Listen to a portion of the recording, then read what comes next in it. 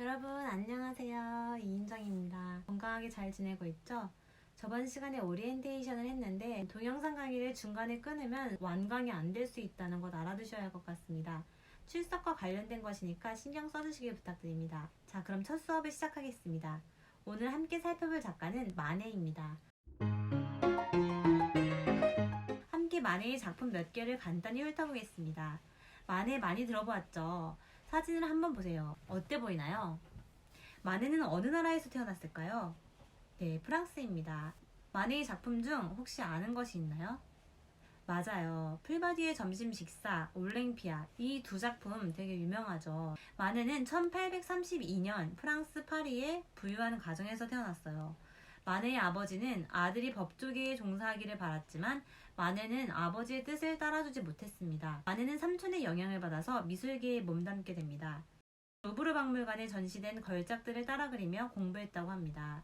마네는 독일, 이탈리아, 네덜란드 등을 여행했고 여행은 그의 그림에 큰 영향을 주었어요. 특히 스페인의 작가 벨라스케스의 영향을 많이 받게 됩니다. 마네는 동시대의 현실적인 주제들, 거지, 집시, 카페의 손님 등의 이야기들을 그리기도 했습니다.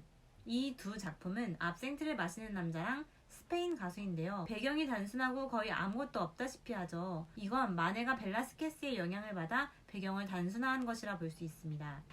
압생트를 마시는 남자. 귀족의 모자를 쓰고 술로 위안을 삼는 서민의 모습을 표현했습니다. 살롱드네 출품했으나 낙선했죠. 스페인 가수. 나폴레옹 3세의 왕비가 스페인 사람이어서 당시 스페인 사람에 대한 관심이 올라갔습니다. 마네는 시대의 흐름을 캐치하고 스페인 사람을 그리기도 했습니다. 이 그림 또한 스페인풍의 옷을 입고 있죠. 빅토린 메랑은 자유분방한 성격의 모델입니다. 실제로 마네와 연인 관계였습니다. 마네의 그림에 8번 정도 등장합니다. 풀밭 위의 점심 식사. 이게 우리가 잘 알고 있는 작품이죠. 이 작품은 인상주의의 출현을 알려준 작품입니다. 1863년 목욕이라는 작품으로 살롱전에 출품했으나 낙선했습니다. 그러나 나폴레옹 3세는 낙선된 작품들을 모아 전시를 하도록 했고 이 그림은 낙선작 전시회에 전시되었는데 관중을 모으며 논란의 중심에 섰습니다. 티치아노의 전원음악회, 라파엘로의 파리스의 심판에 영향을 받아 그린 것입니다. 이 중 특히 정면을 바라보고 있는 인물과 비스듬히 기대어 있는 인물의 모습은 파리스의 심판에서 그대로 따온 것이죠. 여기에 등장한 빨가벗은 여인은 아까 말한 빅토린 메랑입니다. 그리고 뒤에 등장하는 여인은 쉬잔 리노프입니다. 그녀는 마네의 부인이 되고 마네의 그림에 총 5번 정도 등장하죠. 여성들은 실제의 연인은 빅토린 메랑과 부인 쉬잔 리노프가, 남성들은 마네의 동생들이 모델이 되었어요. 동생들을 부르주아로 표현했죠. 여러분, 이 그림이 큰 논란거리가 되었다고 했는데요. 왜 그랬을까요? 누드여서일까요? 그렇다면 이전에는 여성의 누드를 그리지 않았을까요? 아니죠. 이전에는 여성의 누드를 수많은 사람들이 그렸지만 그건 다 여신이었어요. 하지만 이 그림은 실제 인물을 모델로 매춘부를 그린 거였습니다. 그래서 많은 이들로부터 비난을 받았습니다.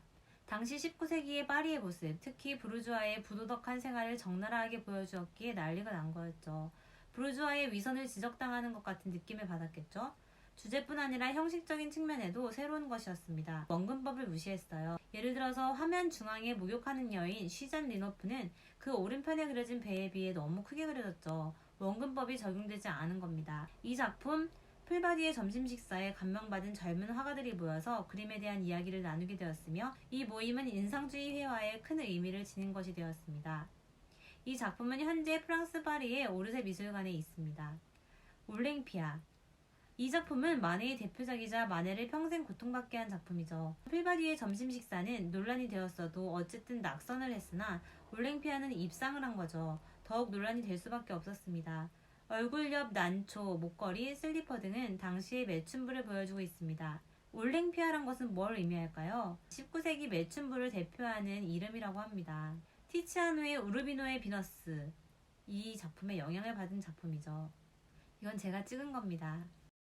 앵무새와 여인. 올랭피아가 비난을 받고 같은 인물 다른 느낌으로 빅토린 메랑을 모델로 그렸습니다. 이번엔 빅토린 메랑을 기부인이자 고상한 여인으로 표현했어요.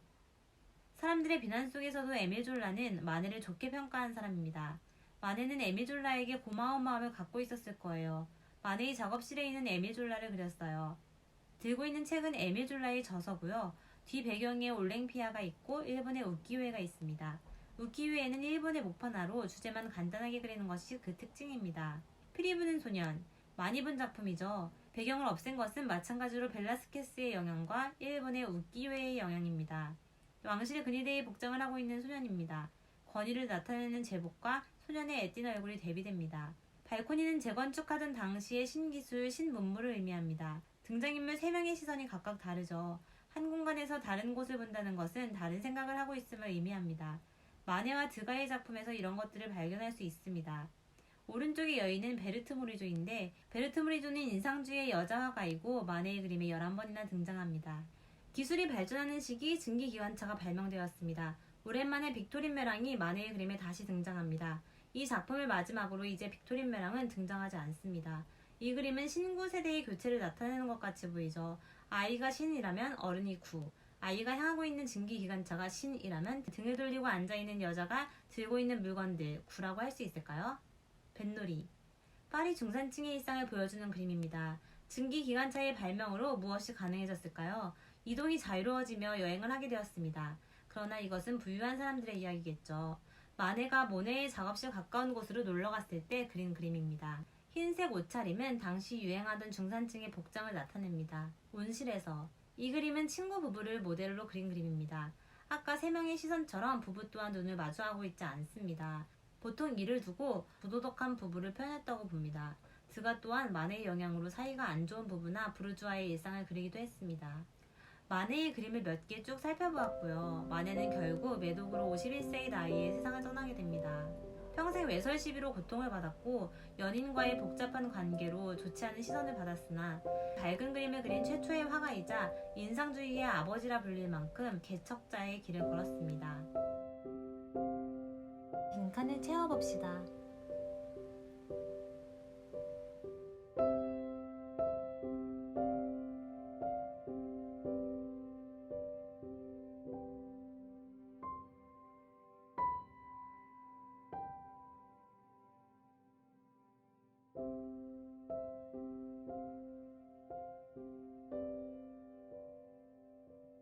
여러분 오늘도 수고하셨어요. 다음 시간에 만나요.